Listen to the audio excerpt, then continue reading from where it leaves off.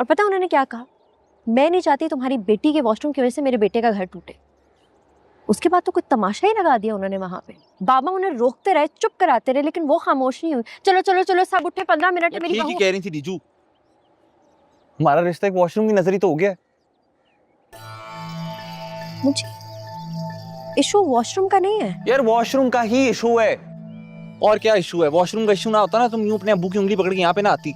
मुझे। मैंने तुम्हें पहले भी बताया कि वो एक बहाना। यार रीजू, कल तुमने नखरे ना किए होते तो आज ही तमाशा ही ना होता। नखरे? मैंने किए नखरे? हाँ तो जाहिर है रीजू, 8-10 घंटे में कौन सी तुम्हारी थेरेपी हो जानी थी?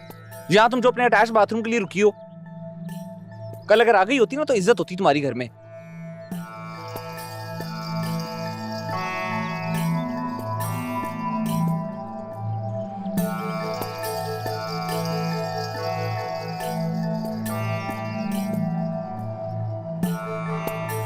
मुझे बहुत अफसोस हो रहा है मुझे, बहुत ज्यादा अफसोस। बिल्कुल अपनी माँ की तरह बोलने लगे हो तुम। अब तुम अपनी माँ की जुबान बोलोगी तो मैं भी अपनी माँ की जुबान में जवाब दूंगा ना।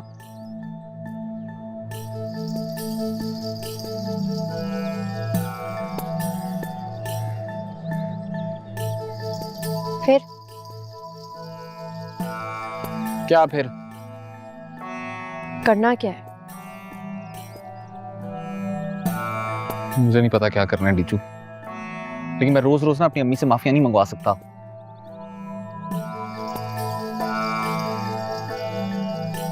ठीक है, मैं माफी मांग लेती हूँ यार। चलो नीचे चलो, मैं बैकपैक लेकर आती हूँ। आजा। नहीं, नहीं? बहुत गंद हो गया यार डीचू, अब तेरे अकेले से साफ नहीं होगा।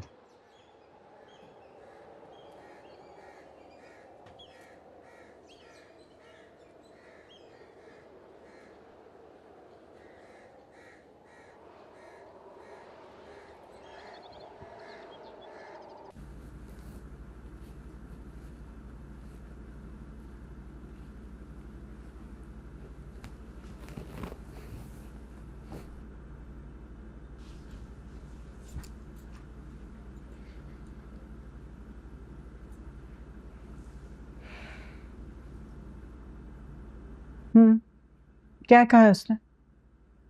वही जो उसकी माँ ने कहा है। क्या कहा था तुमसे? तुम्हारी नाक रगड़वाई की अब वो? ओहो, तुम तो चुप करो। मैं तो चुप हो जाऊंगी, और किस किस को चुप करवाओगे? अब तो इतने मुंह खुलेंगे ना, तुम्हारी अपनी बोलती बंद हो जाएगी। देखा, फोन आने शुरू भी हो गए। ऑफिस से कॉल है। तो क्या हुआ, अब आएंगे फोन, अब तो तुम्हारे रिश्तेदारों के फोन भी आएंगे। इतनी बड़ी कहानी बनने वाली है, सोच है तुम्हारी। कहानी तो तुम्हारी भी बहुत बड़ी बनाई थी उसने। तुम अपने कान बंद करके अपने बाप के घर जाके बैठ गई थी चुप करके। तो तुम्हें याद है उसने क्या क्या था मेरे? क्या किया था उसने? एक छोटा सा जुमला ही तो बोला था। बिलाल, वो एक जुमला था? वो मेरी तजलील थी, वो एक गाली थी। उसने मुझ पर तोहमत लगाई थी। उसकी भी तजलील किया उन्होंने, गाली दी है सबके सामने। मेरे साथ तुम खड़े थे, इसका शौहर तो हाथ झाड़ के मां के साथ बैठ गया है। मुझे भी 2-4 दिन लगे थे बात को समझने में। मुझे में इतनी हिम्मत नहीं है कि वो मां से लड़के इसका हाथ पकड़ ले। मेरी बेटी में इतनी हिम्मत है कि वो खुद खड़ी हो सकती है किसी के सहारे के बगैर। हैं जी? नहीं बेटा,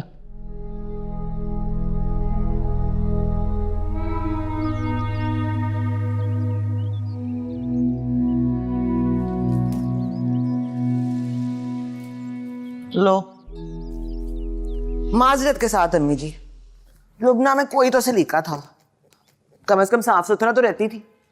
कभी कभार तो मुझे भी पकड़ के नहला दिया करती थी। दीजू में तो अपना मुंह धोने की भी अहलियत नहीं है, ऊपर से नखरा। पता नहीं मुझी ने इस लड़की में देखा क्या है।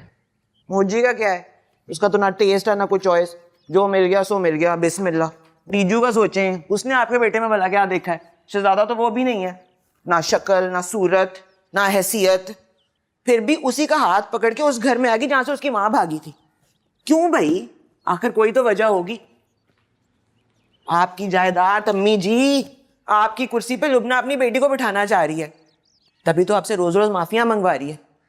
आपका रोब, आपका दबदबा, आपकी पर्सनालिटी उठा उठा कर नीचे पटक रही है ताकि स्टाफ के सामने छोटी हो जाएं आप। जिस दिन आपकी इज्जत, आपका खौफ खत्म हो गया अम्मी जी, उस दिन पीछे रह क्या जाएगा ये सोचा है आपने? यही प्लान है उसका। मुझी को छोड़ें, अपनी फिक्र करें। मुझी तो बस हथियार है, असल जंग तो आपसे है।